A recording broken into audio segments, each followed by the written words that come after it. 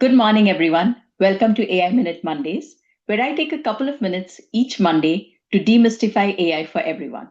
This week, as you can see, I have a very special guest with me on the show, Dr. Ranjini Mohan, who's a pediatrician with the NHS and also has her own private practice. And most importantly, she's my sister. So over to you, Ranjini. Can you share a little bit about what you do? So I've worked in pediatrics for over 25 years now, and that includes looking at a wide range of children's issues, which is our general pediatrics in the UK. But I also specialize in diabetes and endocrinology and have worked with a lot of children with type 1 diabetes. Currently, though, my interest is in neurodiversity. So I do a lot of autism assessments and post-diagnostic autism treatments. And that's where I am today. Thank you so much.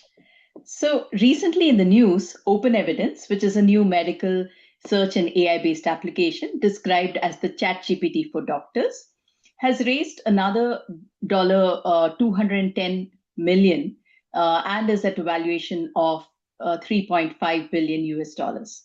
Now, this is promoted by Google Ventures and Kleiner Perkins, and Open Evidence's growth has more than tripled this year. So, which brings us to the reason why we have this on AI Minutes. We are going to explore what makes a good use case for Gen AI.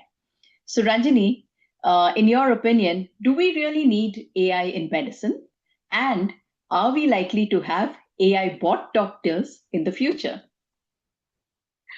Okay, that is definitely yes, because there is a need for AI in medicine. It's quite positive in many aspects, but definitely no to a future world of AI bot doctors, thankfully. So let me explain this a bit further. So in terms of what AI can do for medicine, it's completely redefining healthcare, but not as a replacement for doctors, because medicine is more than just a database, which is what AI is. Medicine requires clinical expertise. It requires clinical experience, which is something you gather over years of training and working with patients. And it also is the human touch. You do need compassion, empathy, listening, which is a huge part of the medical treatment, even though it's not just prescribing pills, and it does make a difference. So no AI bot is ever going to do that, but the AI bot or the AI database is going to help in huge ways. So one of my first experiences with AI has been with the children with type 1 diabetes. So if you look at children with type 1, we are using AI to download the blood glucose readings from a continuous glucose monitor. And then we look at the insulin dosage. So instead of having to do this each time, we can program AI to keep the blood glucose within a very narrow range, which is very healthy. And this can also be remotely accessed by parents. It can be accessed by doctors. So you know exactly what is happening when the patient is not with you in clinic, which is brilliant. We didn't have this kind of data previously.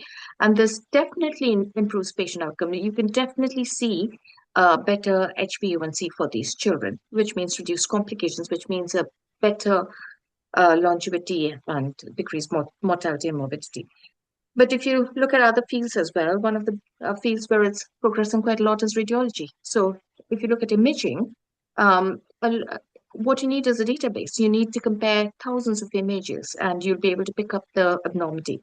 Of course, again, it does not make do without a radiologist, but it can decrease their workload. It can do the baselines.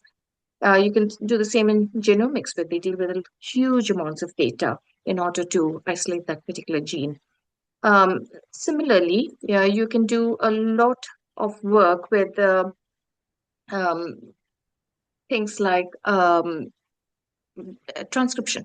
So medical transcription has become huge. So you don't want your doctor to sit there taking notes instead of looking at you and listening to you. So that is what AI is for. It's going to take notes. It's going to generate these amazing clinic letters and decrease hours of doctor time. So your doctor can actually do what your doctor needs to do, which is listen to you and individualize treatment care and be there with you, which is brilliant, I think. You who to that? So, thank you for sharing all of these amazing new use cases with Gen AI in medicine.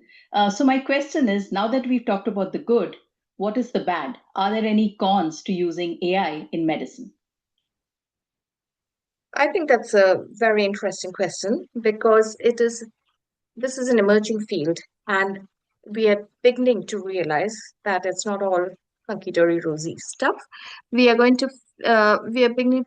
Has recently been a publication in Annals of Internal Medicine from a study published in Adelaide, and they looked at all the major LLMs in the market today. So this included ChatGPT, Gemini, Llama, Grok, and Claude, and they realized that you could train these programs to actually provide misinformation, which is significantly worrying. So you could intentionally provide inaccurate responses or even maliciously provide inaccurate responses. And it was observed that only Claude refused to put out false answers at least 50% of the time. So what they did was they asked questions, or the same questions of all these AI, like is it good to use sunscreen to prevent cancer, or does 5G cause infertility? And deliberately programmed it to give the wrong information, but in a manner which was very authoritative, which appeared scientific, which quoted statistics. So it looks, on the whole, if you're not looking deeply at it, as a very authentic piece of information, which actually it wasn't at all.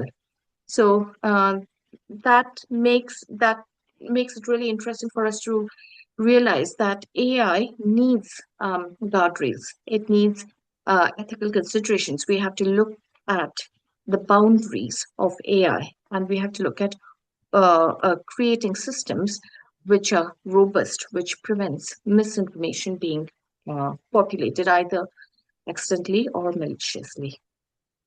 Thank you so much. So, as you have heard, AI in medicine holds great promise, but realizing that promise demands responsibility, demands transparency, ethical guardrails every step of the way.